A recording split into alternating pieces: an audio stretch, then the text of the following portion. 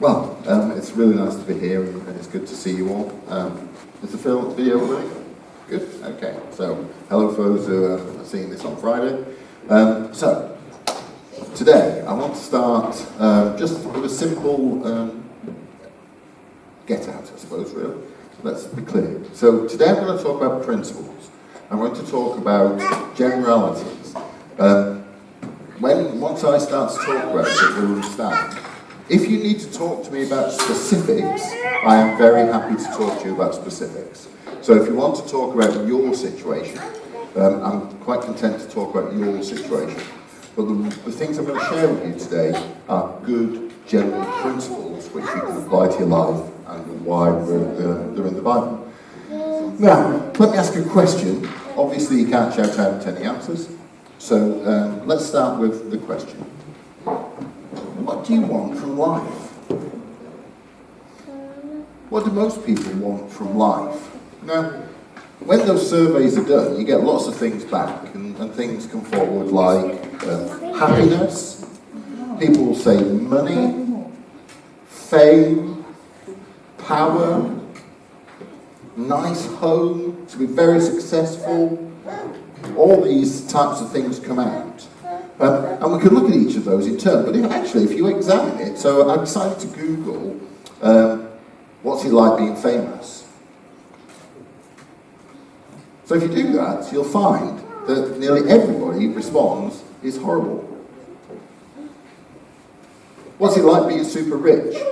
Terrible. Massive responsibility. Don't want to be it. Wish it hadn't happened. Very few people, when you actually start to talk to people who have gained these things that everybody claims they want out of life, actually find that they are what they want. Because actually, what we want from life is much more straightforward than that. And I've come up with three thoughts. I personally think that most people, if you're being honest, want to feel safe, especially at the moment, and their family and friends to be safe. They want to feel loved. And they want to be this word, happy. Which is an interesting concept in itself, and we could spend a long time talking about what being happy is. Now, these three things come from a guy called Maslow. And if you've never had a chance to do any psychological study, just Google the name Maslow, and it will come up straight away. But he came up with an idea which was that we all have priorities in our lives, and the most basic priority is survival. And he created something called a triangle, called Maslow's triangle, where he actually suggested what was important to us and what we were all trying to gain out of life. Okay? And those three come out of his list. Right? They are his thoughts. Now, there's no scientific proof. Nobody's done experiments to actually see how these work. But most people, actually, who study psychology, agree with it. But the interesting thing was, he did that in 1947. God explained this 3,000 years before. And he did it through a guy called Isaiah. So, I want to take you to Isaiah. So he said this, and these are in chapters 54 and 55, so I'll read you. So this is God talking to the Israelites through Isaiah. Okay? And this is what he said.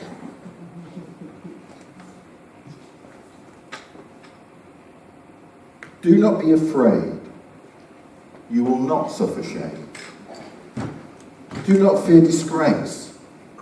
You will not be humiliated. You will forget the shame of your youth and remember no more the reproach of your widowhood. For your Maker is your husband, and the Lord Almighty is his name. The Holy One of Israel is your Redeemer, and he is called the God of all the earth. God knows that people want to feel safe. He knows it. He made us. He went on to say this. Come, all you who are thirsty, come to the waters. And you who have no money, come buy and eat. Come buy wine and milk without money and without cost. Listen to me and eat what is good, and your soul will delight in the richest of fare.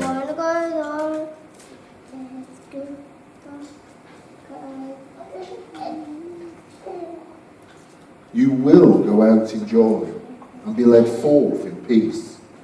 The mountains and the hills will burst into song before you, and all the trees of the field will clap their hands. God knows that we need day-to-day things, food and water. He knows that we need relationship. He knows we need more than just the physical things. He knows that we need to feel loved and cared for. And he knows that what we want is joy and happiness in our lives. And there in Isaiah, if you read those 2 chapters, you'll see consistently God talking through those 3 things. Safety, feeling loved, and being happy. But he places all those things in the context of himself. Of, you find these things in me. Now, we are studying Philippians, and we're looking at Philippians. And the reason I've started here is because in Philippians chapter 4, the verses we're looking at, Paul is actually addressing why many people are not happy. Why many people are not satisfied with their lives. Why many people have sadness, in fact, sometimes even depression in their lives. So, last week Sue spoke about verses 4 onwards from chapter 4, and my verses are verse 8 and 9, but I want to run into the 2. So I want to start by first of all reading the verses that Sue spoke about last week, and then I'll run into the ones that I've got. Rejoice in the Lord always. I will say again, rejoice. Let your gentleness be evident to all. The Lord is near. Do not be anxious about anything, but in everything by prayer and petition with thanksgiving present your requests to God, and the peace of God, which transcends all understanding, will guard your heart and your mind in Christ Jesus. Finally, brothers, whatever is true, whatever is noble, whatever is right, whatever is pure, whatever is lovely, whatever is admirable, if anything is excellent or praiseworthy, think about such things. Whatever you have learned or received or heard from me or seen in me, put it into practice, and the God of peace will be with you. Paul in here is addressing this whole issue of happiness. The fact that people, I, are so often anxious, fearful, afraid, unhappy, wondering what we should be doing, wondering where we should be going. And Paul starts to present a simple response.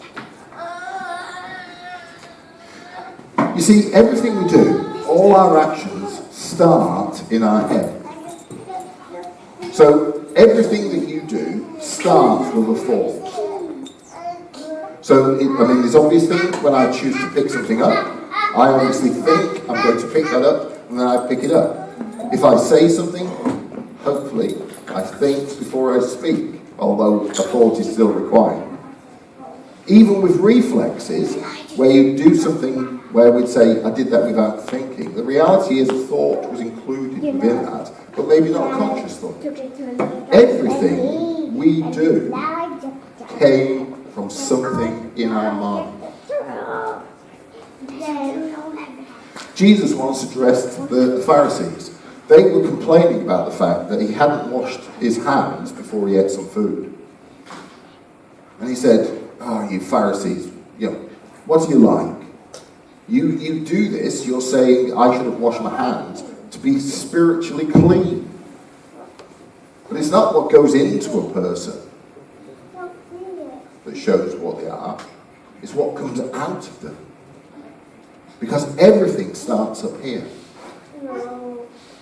It starts in our heads. All your actions, all the things you ever do, in there, you made a decision. And I'm afraid I choose to do things. And some of the things I choose to do are good, some of the things I choose to do are bad, and some of the things I choose to do are in the middle. But they're all choices. Now, feelings, so let's just talk about feelings for a second. Feelings are slightly different. Because feelings come upon us. Feelings hit us. And we can't choose whether they hit us. We can't choose whether we're going to be instantly upset by something, or something's going to challenge us in some way. Whether it's going to create fear, or love, or whatever. But we can choose what we do about it. We can choose what we do with the thoughts in our mind. So, yesterday, I woke up. Yesterday morning, I woke up, and the very first thing that hit me when I woke up was a problem at work. And it's something that was going on that I've been thinking about, and to be frank, because it has caused me some anxiety, some challenge, stress. And because I thought about that, it started to impact my behaviour. So I behaved in a slightly, well, let's say, less than cheerful manner. Okay. And Anna picked up on it. So Anna commented later on, and she said, well, I've done something wrong. And I had to say, no, you've done nothing wrong. It wasn't you at all. This was about me and about work, and it was what's going on in me. So I thought something. That changed my behaviour. That then impacted upon Anna. Anna then was impacted by that and started to feel sad about what was going on. She felt she'd done something wrong. And that was all because of thoughts that I had the moment I woke up. Our thoughts affect our behaviour. Feelings, if we dwell on them, if we focus on them, can affect our behaviour, can affect our mood, can affect everything about us. Paul shows us the way out. You see, God knows that that's where everything starts. It starts in our head. So what does he say in Philippians? Finally, brothers, whatever is true, whatever is noble, whatever is right, whatever is pure, whatever is lovely, whatever is admirable, if anything is excellent or praiseworthy, think about these things. What do you spend your day? What do I spend my day thinking about? Do I spend my day thinking about the fact that that person did something that I didn't like? Or that person said something that I wish they hadn't said? Do I spend the day thinking about COVID and the fact that I might get COVID and the fact that, possibly that might mean that I die? Am I going to spend my whole day thinking about that? Am I going to spend my whole life mulling over things that I never achieved or I haven't been successful in?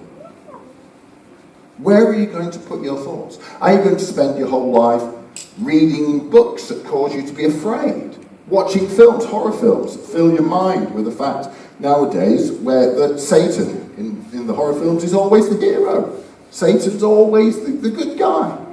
Somehow now, the idea that Satan might actually be evil has been twisted. So you watch film after film after film where Satan's portrayed as being good and God's the bad guy, if there is a God.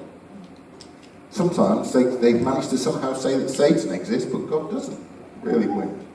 Where do you fill your mind with? Where do you spend all your time thinking? Because we all think, we all ponder, we all wonder. If we focus on the negative, if we focus on the evil, if we focus on temptation, if we focus on things like that, we will naturally be drawn to them. Paul, Jesus simply says, now don't think on those things. Okay, these things happen, and maybe you have to think about them for a period of time to sort them out. But it shouldn't become the focus of your life. What's happened to you when you were 20 should not be the focus of your life. What happened to you when somebody was mean to you should not be the focus of your life. A failure should not be the focus of your life. But instead, I'll read it again. Whatever is true, whatever is noble, whatever is right, whatever is pure, whatever is lovely, whatever is admirable, if anything is excellent or praiseworthy, think on these things. We can choose what we think about. If I'm tempted to go after another woman, I can choose to wallow in that temptation, or I can choose to think about my wife and think about that. We have choices. The problem is that those choices sometimes are very difficult, aren't they? Because sometimes the temptation is really strong. And in each of these situations, we can't actually always guarantee we'll do these successfully by ourselves. And when we have to choose, the way we choose is what it said earlier, what Sue was saying last week.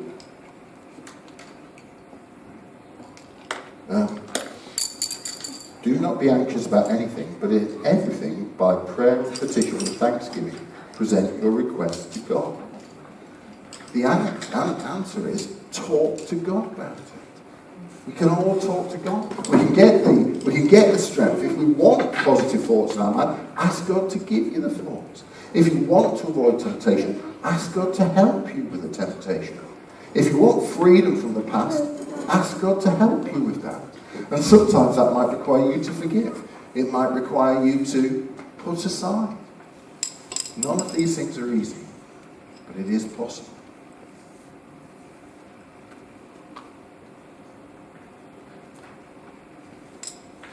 When we're going through grief, grief is one of the hardest times, isn't it? Loss.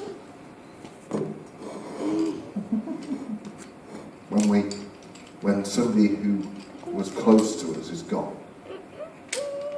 But even in those circumstances, we can choose to wallow in the sadness of the loss or celebrate the things that they did. We can choose to remember the times of joy and happiness rather than moments of pain and sadness. And in each of these things, we can ask the Holy Spirit to fill us, to help us, to guide us, to give us strength. We can turn to Him and He will meet us in that place. So, where are we going to spend our lives? Am I going to spend my life worrying about work and therefore upsetting the people around me, even though I didn't intend to, doing it? Or I'm going to, with God's help, believe that those problems will be sorted, believe that He will keep me safe and my family safe? Am I going to trust Him? Or am I going to live in fear? I know where I'd like to live. And with God's help, I pray that we can live there together. Father, thank you. Thank you that you are in control. And although there are many, many scary things, there are many, many sad things, there are many things where we've been hurt and upset. Thank you that you can come in and you can heal us. You can sort out the problems. You can give us a future. You can give us hope. You can help us in each of the challenging situations. And I pray, Lord, when we're tempted to be cross and focus on difficult things, when we focus on wrong things, you will help us to focus on what is noble and true, what is good and right, what is excellent. And you'll give us the power